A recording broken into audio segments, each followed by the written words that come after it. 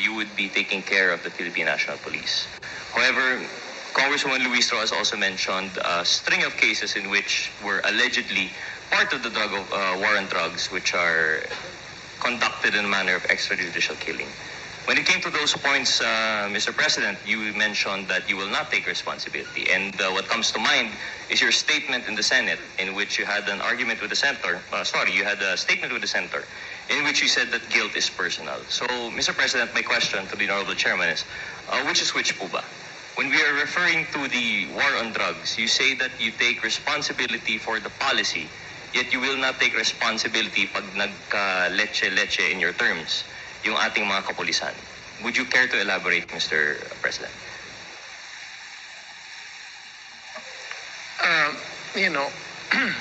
Nothing is perfect in this world. When the police go to an operation, there are guidelines, strict guidelines that they follow. But sometimes things go awry.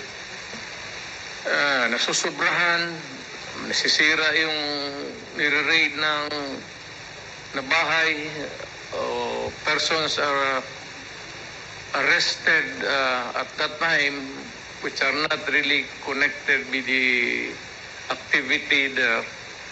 Pero hindi mo maiwasan eh. You know, ang trabaho ng police kasi, I'm not trying to protect them.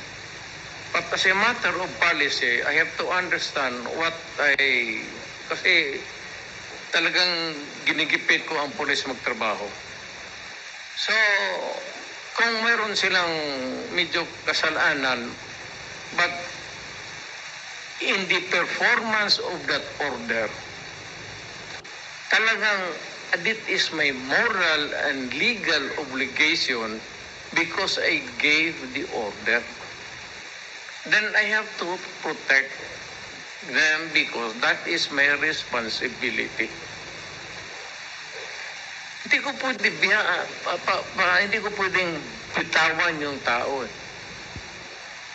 Kasi pag sinabi mo sa police, trabahuin mo ito, tapos stricto ka, gusto mo talagang gaya mo, if you want to make the city peaceful, gawain mo yan, make the city peaceful.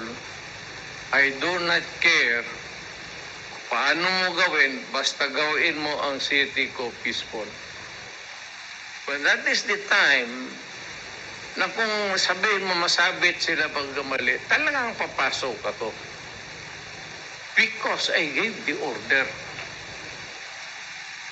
So in a sense, I take full responsibility if there is any. Akin yan.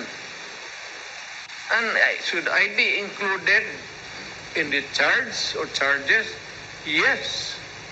I'd be willing to go to court, explain, and if it is not legal, according to the judge, or insufficient, wala tayong magawa. Makulong tayo. Trabaho eh. Trabaho yan. Mr. President, to the